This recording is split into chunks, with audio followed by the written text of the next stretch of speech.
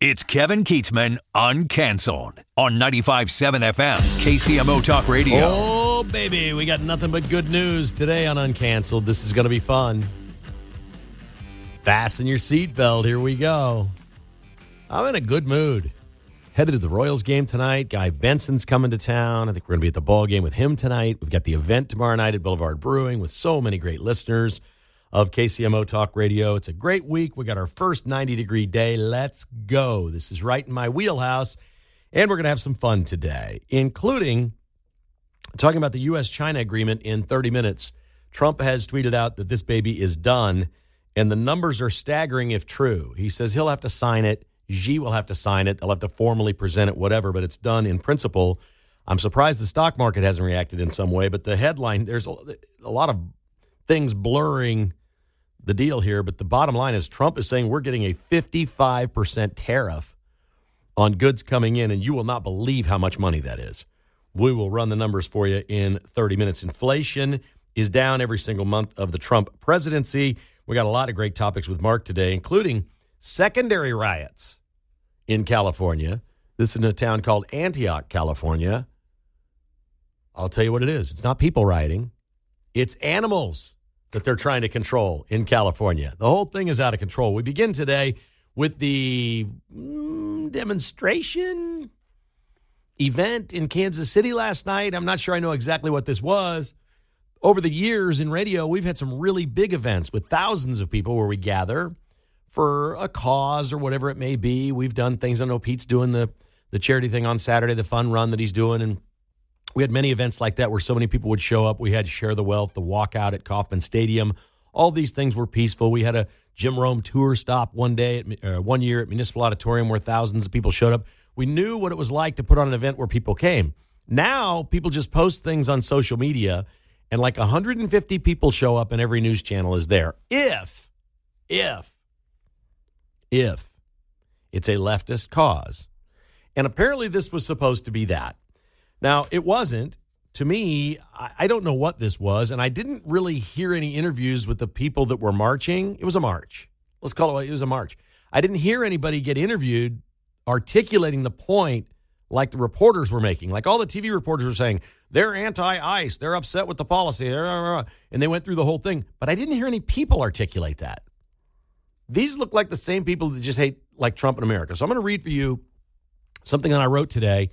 On my daily podcast, I do a synopsis of the episode before you want to hit. It's kind of a tease, like, hey, play this episode. Here's the topics today. And so I wrote this about what happened with the riots last night as a tease to listen to Kevin Keatsman Has Issues. That's all this was. This is something that I wrote.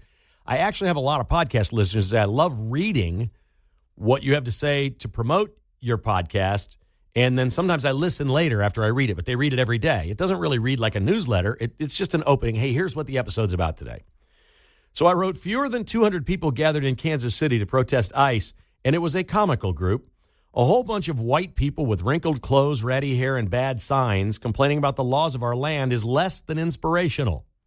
And they all went home before dark. These are not ICE rallies. These are just the same people that don't like America or Donald Trump. Meanwhile, Los Angeles Mayor Karen Bass implemented a curfew Tuesday night, and it was ignored. Political rioters and looters took to the streets, and LAPD says 197 people were arrested. And those that broke into the Apple store a night earlier, well, they had a rude awakening. Apple tracked those who stole products, turned the information over to authorities, and disabled the devices. Hysterical. Steal shoes next time. So that's kind of you know where I'm going with this. These people are funny. They don't stand for anything. This wasn't 12,000 people from the Hispanic community in Kansas City upset that illegal aliens are being targeted because they've committed additional crimes other than breaking into the country, which is crime enough in my book to deport them. And you can, and you actually take an oath as president to do that. Obama gave a great speech about this in 2011. He was taking heat for deporting so many illegals. He's like, I don't have the option to not deport. It's in the laws. Congress wrote the laws. I'm the president. I have to execute this. I don't have an option to not do this. Now, how a few years later we are where we are, I don't know. But America's going to relearn the law here. That was my point yesterday. Over the next 4 summers, they keep this up. Americans are going to learn the law. The polling is overwhelming on this. America's in favor of this by more than 60-40. Deport them. It's okay, and use the National Guard. So this group in Kansas City I thought was really comical because it was not some sort of an outpouring of immigrants. Where were the immigrants, by the way? This just looked like a whole bunch of people that lived in Roland Park. And it's not very far to Liberty Memorial. That's easy. You know, we're just going to roll over there in our Subaru, park close by, have a friend take the Subaru a mile and a half down the road. We'll walk a mile and a half. We'll get back in our car, and we'll be done.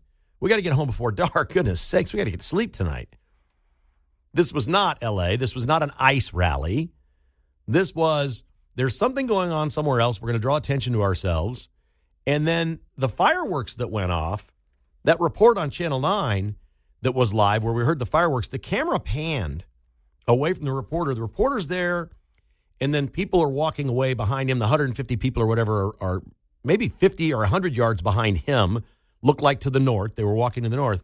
And then the camera pans all the way to the south, and like 2 blocks down is where they're setting off what I used to call fireworks that we called mortars. These weren't things that went up in the sky and made a whole bunch of pretty colors and stuff. They were just big, they were like flashbangs. But you can buy them at Pyro City or wherever it is you go, right? So that's what I saw, and the people who did it were hiding. I think what happened was there were folks that lived in the area that thought, let's see if we can cause a little mayhem here. These white people are walking through here. Let's blow up some stuff and see what happens. Let's see if they get scared. Let's see if they run. Let's see if there's panic. I think they were instigators. I do not think they were part of any anti-ICE thing, any walk. This is just my 2 cents worth, folks. I don't think any of this had anything to do with ICE. Like none of it. Zero. Or deporting criminals that are also illegal aliens. Nobody's on board with that. This is settled law in our country. And it has giant support of the American people. If this is what you're hitching your wagon to, you're losing. And this came on a day where a couple of people conceded to Trump. And I loved it. I'll share a couple of these with you. We have Gavin Newsom fighting Trump. We see some others. There are media members fighting Trump. They're going against Trump. I'm just asking the question. I'd love for somebody to call me and tell me who beat Trump over the last 10 years. Somebody that went up against this man. In the public eye, from Rosie O'Donnell, in the beginning to politicians, and just show me the one person that went up against Trump. I hate this guy, got in a giant feud with him, and came out on top. I want to know who that person is. He's discarded every one of these people, like littering trash out the window on a freeway. It's just one soda can after another you're throwing out the window. They're all just laying along the side of the road dead. They're everywhere. And there were 2 people yesterday that were smart enough to see this. They're like, oh, my God, Newsom's the next one that's going to have his career ended by Trump. Yeah, this is easy to predict. It's going to happen. He's in real trouble. He's picking the wrong fight. And the Democrats that are doing it, or the media that are doing it, this Terry Moran was fired yesterday by ABC. He took on Trump, lost his job. ABC doesn't want another lawsuit. CBS is fighting a lawsuit right now. You don't fight the man. You lose. America likes Donald Trump. That's what they don't get. So on this day where we had everybody going up against Trump, supposedly, what did we see? We saw 2 people do something really common sense. Elon Musk tweeted out that he regretted his statements about Trump last week, and he went too far. Elon Musk apologizing to Trump. I think the man woke up and was like, you know what? The last thing I need in my life is a fight against Donald Trump, because everyone that's gone up against this guy, he's killed. Metaphorically killed. I ain't doing it. He beats everyone. And then a lesser one yesterday is the famous gymnast named Simone Biles. And she took on Riley Gaines last week. Riley Gaines is the supporter of women only in women's sports. And Simone Biles went after Riley Gaines and body shamed her. Said, you look like a man. What do you care about competing against men? You're a man. It was awful. Simone Biles is a committed liberal. But I'm going to give her credit today like I'm going to give Elon Musk. Here's what she posted. I wanted to follow up for my last tweets. I've always believed competitive equity and inclusivity are both essential in sport. The current system doesn't adequately balance these important principles, which often leads to frustration and heated exchanges, and it didn't help for me to get personal with Riley Gaines, which I apologize for. These are sensitive, complicated issues that I truly don't have the answers or solutions to, but I believe it starts with empathy and respect. I was not advocating for policies that compromise fairness in women's sports. My objection is to be singling out children for public scrutiny in ways that feel personal and harmful. Simone Biles. Amen, Simone. You just keep being a liberal. You say what you want and you think what you want, but don't become the person that you think the right is. Somebody who will body shame someone or insult somebody or, slam their gender or sexual preference. You did what you claim conservatives do. And you know what? The backlash was overwhelming over 2 or 3 days. And I'm going to guarantee you she had a publicist somewhere say, look, everyone that's taken on Trump has fallen by the wayside. Don't do it. And Riley Gaines is Trump. It's the same thing. Don't let him get involved. You've got a great career, all these endorsements, all this money. Stay out of the fray. And she apologized. My God, we're living in different times. They had control of what we were supposed to think, not only what we say. They had control of what we were supposed to think for almost 20 years. And they did that to us, and it's gone. They're afraid of Trump. Newsom may think he's a big man because he's not afraid of Trump. It's not going to work out well for him. These people that quickly realize this is not the fight I want to pick, my life's pretty good, they get the hell out of the fray. That's smart business. I don't think you want to take on Donald Trump. Can anybody call me and name one person, high profile, that got in a massive public spat with Donald Trump that actually came out on top, that beat this man? One person. I'm all ears. 913-408-7957. You're listening to Uncanceled on KCMO Talk Radio. Maybe it's radio lazy, but it sure is fun to be like a white person making fun of white people. It's just such an easy thing to do because you can get away with it. But I make fun of almost all white people, just to be clear. I don't pick sides on this thing. The problem is there's some people you can make fun of them a little bit and they take it as a compliment. I think conservatives are mostly like that. But if you use the word Bubba and you started talking about a guy who's got like a bass fishing boat, he likes to drink Busch Light, hang out in a cove on the lake, you say, look at that Bubba. He's like, thank you. I appreciate that, right? He wears a wife beater. Thanks. Gotcha. That's me. Yeah. Hey, weird little golfer man wearing your funny little pants today. Oh, that's your host. I get it. White people are goofy. We know the different groups within white people. We totally know all the different groups. Like we can see a white person and just immediately put them into like one of 6 containers. It's the easiest thing ever. Which made that thing last night so comical for me. It was like, I know those people. I see them driving down the road. I know the car they drive. I know where they get their food. I know they had their masks on during COVID in their car. It's not hard. It's kind of fun. It's low-hanging fruit for a talk radio guy, but come on. That's what this is all about. We might as well have fun while we are here. I mentioned there'd be a lot of good news on the show today, and there is good news. In a few minutes, we'll talk about this U.S.-China agreement, which is the numbers are staggering here. If I'm interpreting this all right, they're staggering. We also got great inflation numbers again today, so there's cool stuff. You've heard John Anthony a couple times today on the news mention this Fairfax plant in Kansas City that's been here forever, my entire life.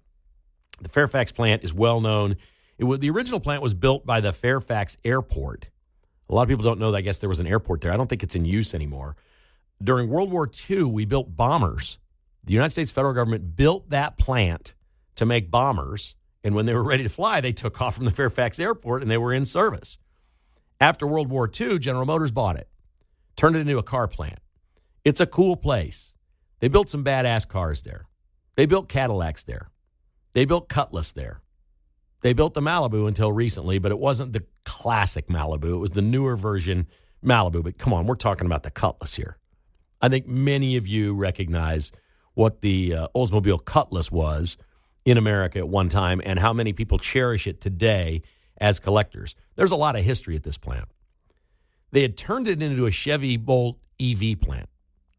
General Motors moved a lot to EV. Most of these companies estimated what their EV production would be. They're not selling as many EVs as they thought. What's cool is, like, I drive a Chevy Blazer. One of my sponsors on my podcast is a Chevy dealer, and I got a Blazer. It was made in Mexico, but the Blazer's now moving to America. It's coming to Tennessee. The Equinox by Chevy is coming to Fairfax, which is really cool. That's bringing the Equinox right now is a very popular model for Chevy, and they're all made in either Canada or Mexico. That's ending.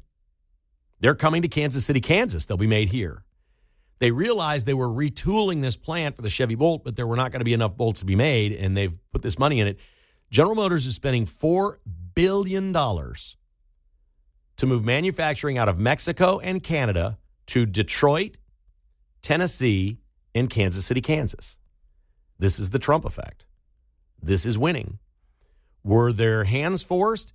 I mean, maybe, but look, what they had done with their American plants was they were turning them under Biden administration rules and regulations and the things that they were doing to EV plants. Ford went almost bankrupt making EVs. I mean, they way overestimated what was going to happen and got in real financial trouble because of electric vehicles.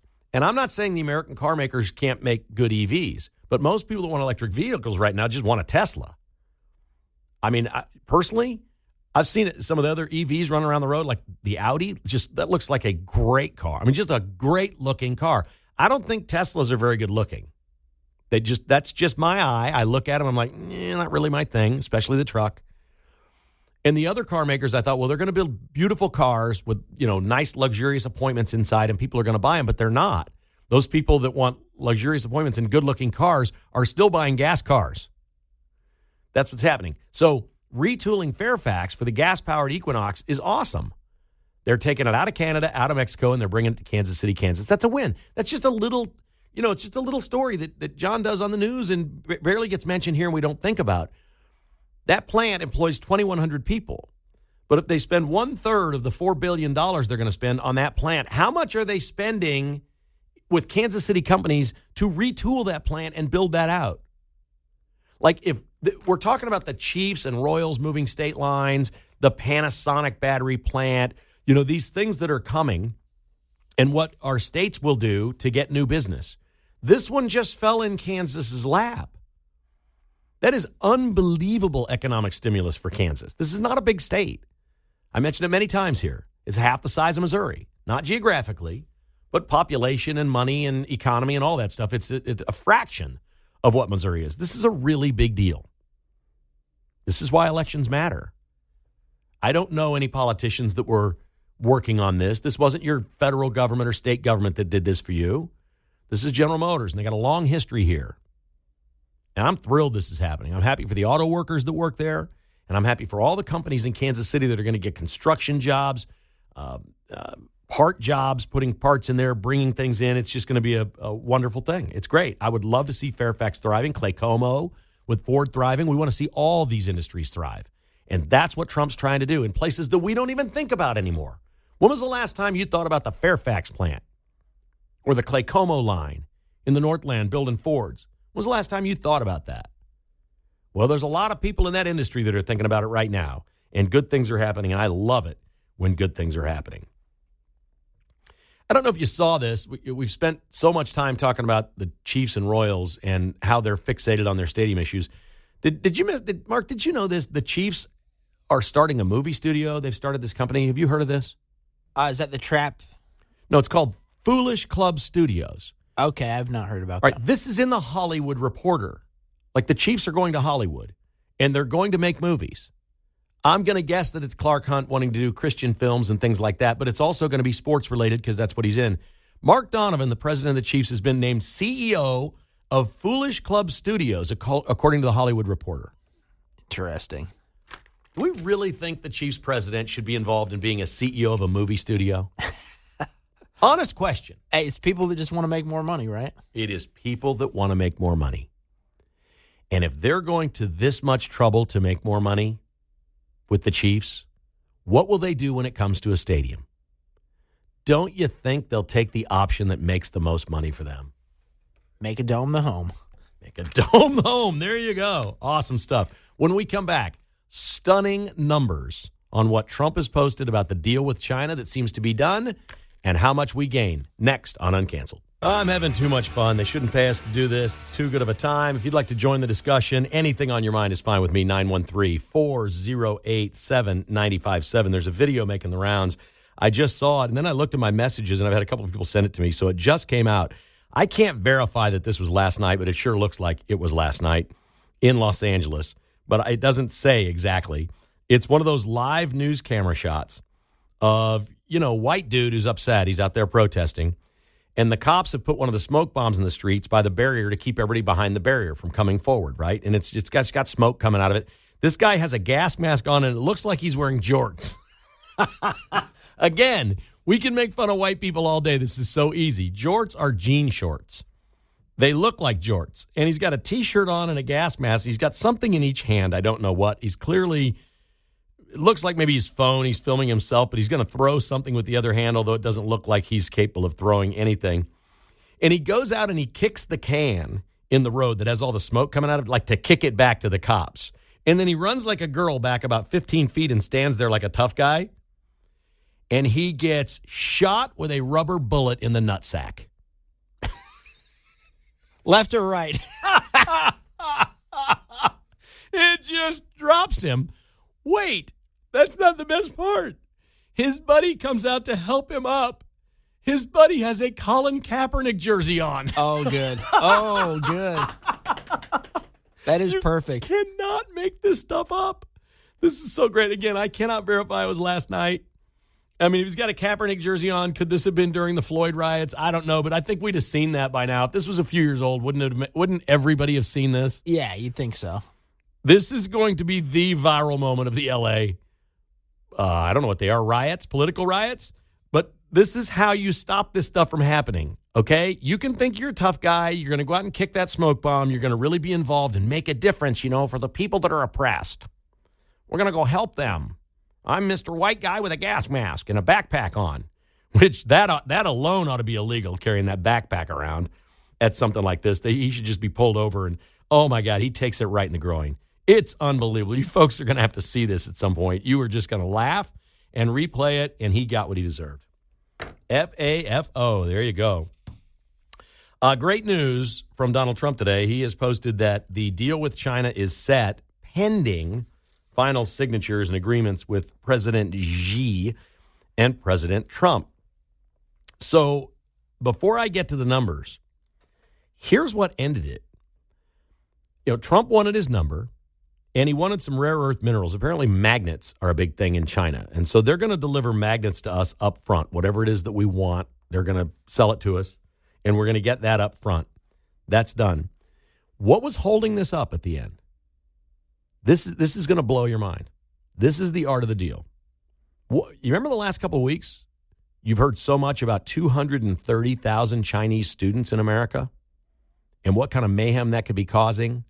And should they be here? And Trump's been attacking universities and institutions and trying to gut out foreigners. Like that's been a big deal for a month, right? Well, this was a big deal to China. And apparently Trump told him it was over, that we're not taking you in here anymore because we don't like what you're doing here and blah, blah, blah. What China got in the end was the status quo. They gained nothing. Trump said, we won't do anything for now. We'll monitor their activity. We're going to vet some of these people, but we're going to allow the students to stay. So he literally created his own bargaining chip in the middle of this negotiation. And this was one of the most important things to the Chinese, is that they wanted their students to be able to come over here to our schools and universities. That is unbelievable that came down to the end, and that was one of the big takes here away from this thing. Trump has posted the United States will collect 55% tariffs, total tariffs, which means this is going to be different by product. If you're buying $5 T-shirts, my guess is there's going to be a 55% tariff on that product, or maybe more. If you're buying, 3-cent ink pens, it's going to be more than 55% on those things. But I'm going to also guess that things like iPhones or computers or whatever's manufactured over there, some of those are going to be less than 55%. He said total tariffs of 55%. China will collect 10% on our goods. We don't send that much to China. Last year in the United States, we raked in $440 billion worth of goods from China. And that's low-priced goods. Imagine how many items that is. $440 billion. If we take in $440 billion now, the United States Treasury will collect $242 billion, which would fund all of what we've spent in Ukraine on the war. $242 billion. Now, we can all be upset that there aren't more cuts in the big, beautiful bill. But if these are the kinds of deals he strikes, he's got a country that our Treasury is going to collect instead of from us, theoretically, from us to pay off a deficit that we owe and get our house in order financially, fiscally, instead of us paying it, $242 billion from one country to the U.S. Treasury through tariffs.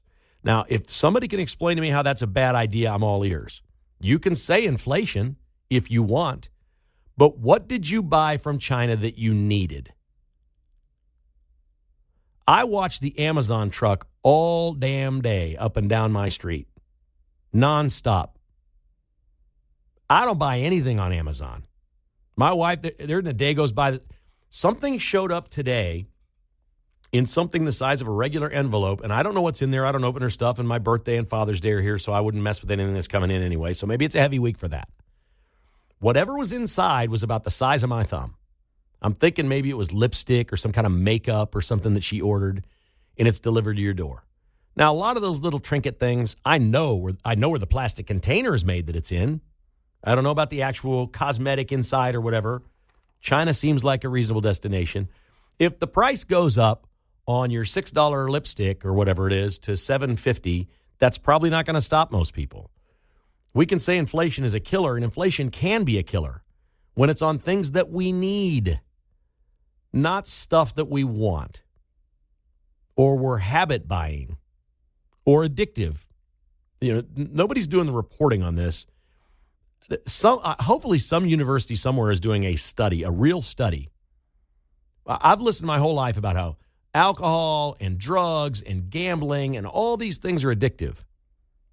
Does anybody want to talk about how Americans shop themselves into financial ruin because they're addicted to buying crap on their phone? I mean, this has to be a problem for millions of Americans that are upside down and overwhelmed with credit card debt. And what stuff is showing up at your door from Amazon, from China? What is it that you're buying? Almost always, it's the next best fly swatter. Oh, look, it's this solar light I can put out here on my tree. It's $2 cheaper than Home Depot. I mean, what is it that we're buying that we're going to worry about these tariffs from China? I don't know what we get from China that we have to have. That's the point. We'd been relying on computer chips and pharmaceuticals. And we learned during COVID that we cannot rely on China for pharmaceuticals and computer chips. That's done. We've moved on. We're doing that here. Pharmaceutical companies are moving here. The largest semiconductor chip manufacturing plant on the planet is one-third constructed and open in Phoenix, Arizona. It's going to wind up being about a $40 billion project with 6 different buildings making chips. We're never going to need another chip from anywhere but the United States. So we've solved that. This is the perfect timing. And it's another one of those blessings that Donald Trump took 4 years off because he wouldn't have been able to do all this in real time had he worked the last 4 years. It's true. It's an absolute... Look, Biden was a disaster. Bad things happened. They treated COVID horribly. Tim Walz is running around Minnesota complaining about Trump using the National Guard when there's riots in L.A. This guy brought in the National Guard in Minnesota to do what? He had them go up and down the streets in suburbia during COVID to make sure people were staying inside their houses and not sitting on their front porches. Get in your house, get in your house. National Guard up and down the street. That's what they were doing with the National Guard. They've all used the National Guard. Obama used it. Gavin Newsom's used it. It's what it's there for, except when it's to keep you and I in our homes during COVID, that's okay. When it's to stroll down the beaches in Los Angeles and find surfers out there in the ocean with sea creatures saying they're a threat to society because they're outdoors during COVID, that's not a good use of the National Guard. Stopping riots is pretty good. We're setting these things up, and things are clearly getting better, and the numbers are just getting better. If we bring in $250 billion in the next year on tariffs from China, that's just a ginormous win for the United States. And it comes on the heel of another month where inflation is lower than expected It's 0.1 of a point lower than expected, May over May. It beat expectation, and they're doing this every month. Here's the raw numbers of the Trump presidency as of today. Prices, what things cost today versus 1 year ago today. Gasoline for your car is down 12.5%. If you want to buy a new iPhone, it's 14.3% cheaper. Airfare is down 7.5%. Leased cars are down 4%. Energy is down 3.5%. Vegetables are down 2.3%. Hotels are down 1.7%. I mention these because these are mostly things that people need. People work on their phone. They travel for business. They use gas to supply us with the things that we need in everyday life or to go do a job. We eat vegetables. These are really important. Energy is everything. The cost of energy for most people is everything. Like the power bill, the gas bill, the things that come every month.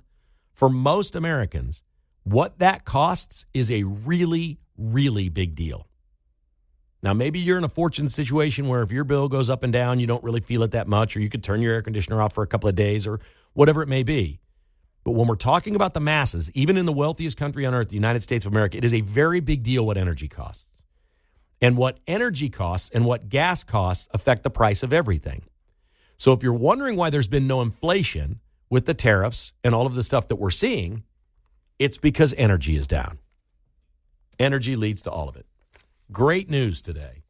You get it right here on Uncanceled. I'll be your pep talk every single day if I can. Once again, proving you can be serious and have fun at the same time on KCMO Talk Radio. This is Uncanceled. I'm Kevin Keatsman, your host. It's always great to have you here.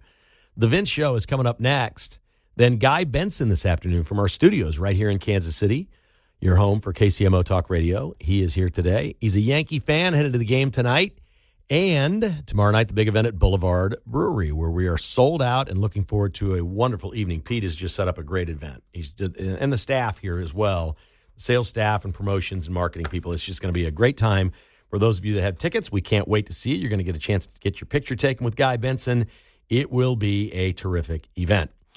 Proving that Americans are rich and smart and entrepreneurial, but we're a big, beautiful country with a whole bunch of people that maybe wouldn't be on the top of the food chain when it comes to IQ. The TSA has put out a report notifying Americans, this is very important, that your Costco card cannot be used as a real ID. All right, I got to tell my wife that we're flying tomorrow. Can you imagine showing up at the airport with your Costco card? I mean, she's still waiting on her real ID, so we're looking at alternative options, but the Costco card wouldn't have been on our list. Oh, for tomorrow. For tomorrow. Do you have a problem for tomorrow? No, we're good. Yeah, she has something. Yeah, she has something. Driver's license have the star on it? No, but we have an old form of ID, so she'll My driver's license has a star on it. Yeah, that's the new one. That's okay. The new one. We got upgraded ones, but she had to go a little bit later than me because for women, it takes a little bit longer to get their official forms with their new last names and all. Oh, okay, gotcha. We didn't have all that. So I got something many years ago, and I think it lasts for 10 years. That's nice. At Costco. It's a passport ID. It's not an actual passport. So I have a passport, but I also have a passport card. So that one won't work, though? Oh, absolutely. Oh, it will That's work. all I use at the airport. Everywhere I've ever been. You know what I got tired of at the airport? Showing my license somewhere else and go, Kansas. Kansas. Do you know Dorothy? Yes. Every single time. There's no place like home. I'm like, no, I'm going to use my United States passport card. You can get one at Costco or the post office, wherever. They're not expensive. I think they're like $40, or that's what we paid for it. And it lasts like 10 years. It's a perfect ID for anything that you do anywhere. You can travel, I think, on a cruise ship. And you can go into Mexico and Canada with it, but you can't go to like Europe. You can't fly. They're not going to allow you in. You need the real passport for that. But we've found them useful, very useful. Just don't take your Costco card to the airport. It's not a real ID. It's amazing. Jazz Chisholm plays for the New York Yankees. Last year during the playoffs, he was booed every time he came to the plate. And last night, he was booed every time he came into the plate. This guy's a punk. He's the player you hate. He's the player that if he's on your team, you kind of don't like him either, but he's on your team, so you have to like him. He's batting .215, and he wants to pick a fight with Maikel Garcia, the Royals' third baseman, who's a much better player than Jazz Chisholm, who slid into third base last night and acted like a quarterback that got a late hit when Garcia applied the tag, there was no tag. The ball was knocked loose. Chisholm gets up and acts like he's got a concussion. Ryan Lefevre's on TV going, oh, my God, has he got a concussion? They didn't know. He's holding his head, and his helmet's off. He had a cut, like a little scrape on his finger that needed a Band-Aid. And now what's he saying? Oh, now he's calling Michael Garcia the villain. The bad guy. The bad guy in the situation. Okay. All right. He's threatening. He gets up, and you can read his lips. This is what he said. He says to his third base coach, when Chisholm slides up and Garcia's not standing there, he says to his coach, the ball's dead now, I'm going to tell you one more time. If he tags me like that again, I'm going to smack the F out of him. That's what he said about Garcia. We could see a fight tonight. Let's go. We need to get old school a little bit. Fire these guys up. Garcia seems to me like the most even-keeled, enjoys playing baseball, out there having a good time player on the entire team. Like he's got a little salvi to him in the way he just kind of bounces around. He doesn't want to fight anybody, and he's not tagging you hard, and he's not a cheap player. I think this is jealousy. I think he's like, you're kidding me. Their guy's better than me. I mean, think about it. Little Garcia, brother syndrome? Kind of out of nowhere. Like Garcia's candidate for Royals MVP right now, right? Yeah, he's been solid. He's been really, really, really good. So we'll watch for that tonight. Oh, they got mayhem in California. We have more riots. In Antioch, California, which is east of Los Angeles, 60 cattle got loose in the middle of the night, and they're everywhere. And they're creating chaos like the riots. 3 bulls got loose on the 3rd hole of the Lone Tree Golf Club, and apparently they've destroyed it. Oh, no. Can you imagine bulls running loose on a golf green? That would freak me out. They would just destroy the darn thing. Running with the bulls on a golf course. Right. So they've apprehended, I guess, about half these, but they say if you see, this is great because this is San Francisco. You know, they like to make fun of flyover country. Oh, you people from Kansas. There's no place like home. They got cows in sort of suburban San Francisco, and authorities there are asking if you see a cow or a calf or a bull, please call us and let us know where it is because we can't round them up. That happened a few years ago. Remember out off K10? Yeah. In that, a truck spilled, didn't it? Mm-hmm. And the cattle all lived. Yeah. But some of them ran loose. Mm-hmm. We saw some running down, I think it was 87th Street or something like that. I love it. These just escaped and got loose. You heard of a basketball player named DeMarcus Cousins? Yes. DeMarcus Cousins is playing in the Puerto Rican League right now. Okay. And a fan was really riding him. That sits on the court. This fan's like just giving him the business all night. DeMarcus Cousins is all sweaty. And he walks over sort of in front of the fan, and he reaches inside his shorts and starts scratching the living daylights out of his sweaty man parts and reaches over to the guy and wipes it on his face. Oh, my God. That's one way to handle a situation. What other radio show are you going to get that information? I'm just asking. Just here.